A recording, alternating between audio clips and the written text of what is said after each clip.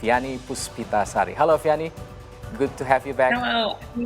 Good to have you back on Yeah, our thank screen. you for Thank you having for your me. time. Yeah, Yes. So yeah. let's go straight to our first question for right now. So, what are the prediction for the 2020 economy according to you? Well, this year is likely to see weaker growth, less inflation, and the enough rate hikes with the US narrowly missing a recession, Europe contracting, and Asia offering green shoots for growth. And with excessive post-COVID consumer demand, bloated retail inventories, and the battle against inflation continuing to weigh on growth in 2023, and many economists believe that global GDP growth will top out just 2.2%, narrowly defying recession, but lower than 3% growth expected for 2022. And other key takeaways for the global economy going into 2023 is U.S. economy will tread water with 0.5% growth. Economies in Europe and the UK are likely to contract, and emerging market economies should recover modestly. Right. We are still talking about the global economy so far. So, talking about 2023, what do you think? Is a global recession of 2023? Do you think the global recession coming?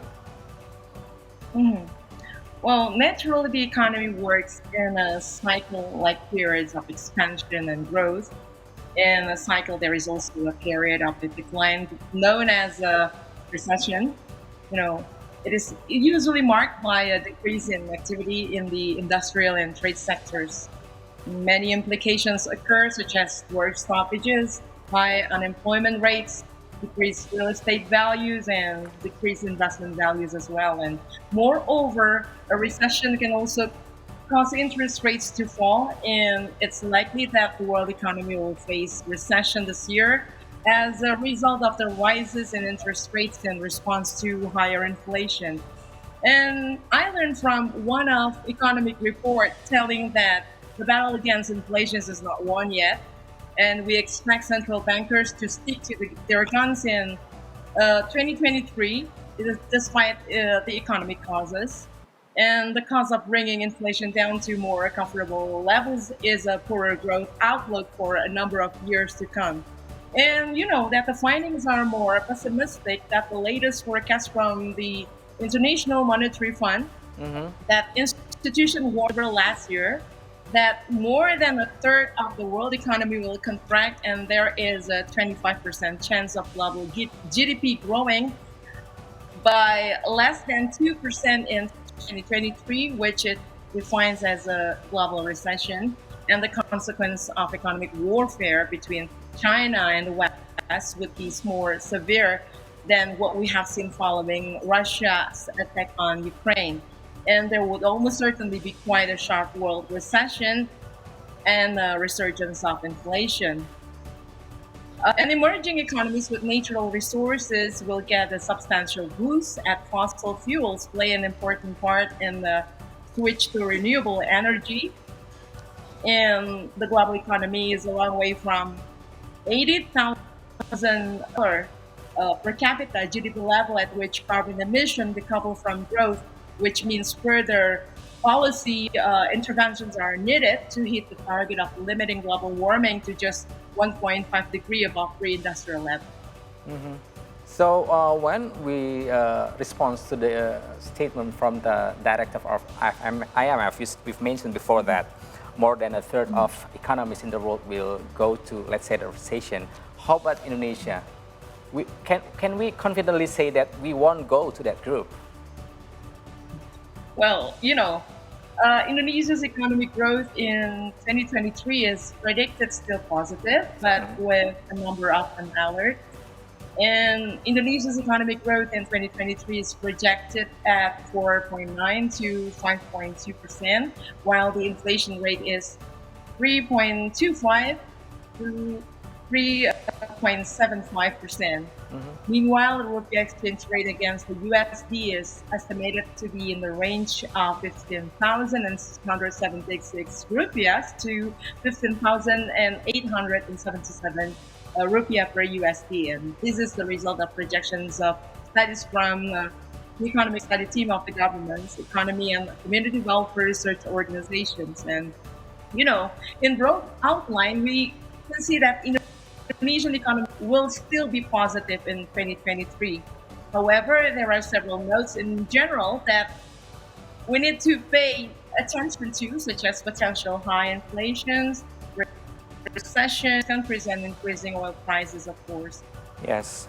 And you've mentioned earlier as well that the country with like surplus of natural resources will like we can say quote unquote more survive in this 2023. And we know as well that Indonesia has been surplus in their in our devisa and income because of coal and palm oil. More than 31 months, according to the statement of the presidents. So, do you think, other than two factors, what other factors that make Indonesia still have the positive numbers that you've mentioned earlier? Well, actually, based on the signals from the market overall year on year of 2022 will be better than 2021. Then now in 2023, there is a possibility of slowing down in the economy compared to last year. And this condition is actually triggered by the Russia-Ukraine war, which causes an increase in commodity prices. Although the economy now sees a downward trend in the future, there could be an increase. That's the good news. And depending on the situation in the Russia-Ukraine war, but if the tension decreases, hopefully the effect of the G20 can reduce the tension between Russia and Ukraine, and that is our hope. But if it increases, we must also be ready for what may coming in. So, And as the economy of the destination countries for Indonesia's export are on average slowing down, it is likely that our exports will decrease as a result of declining demand. So in 2023, there will be a decline in export growth. And learning from Indonesia's experience back in 1997 and 1998 monetary crisis, the government combined financial balance were in a surplus or positive conditions, while the private financial balance was negative, which caused the crisis. And this means that the balance of the domestic private sector can be an important factor to predict economic instability. so what are your predictions for Indonesian economy this year? Well, my predictions are, as I have mentioned earlier, that there is always an opportunity, or there is always a chance for Indonesia to stay positive with this situation. But yeah, there is some errors that we need to notice and to be more observant on this. Yes, my last one brief question for you. We've been observing about the international situation, particularly about Russia and Ukraine tension still going there until now, but we have to aware as well internally we will have during this year as a political year. So how should we keep this situation positively to our economic growth and positive growth in terms of economy? Okay, that's a good question. Yeah, actually, yeah, we are in Indonesia now are hoping for the best for next year. Yeah, in 2024, where general election will be conducted, and something to be taken care is very important to have well diversified investment. Although everything is so challenging and quite changing. But we just need to make sure that in economic ways, we need to invest in multiple industries and areas in case one day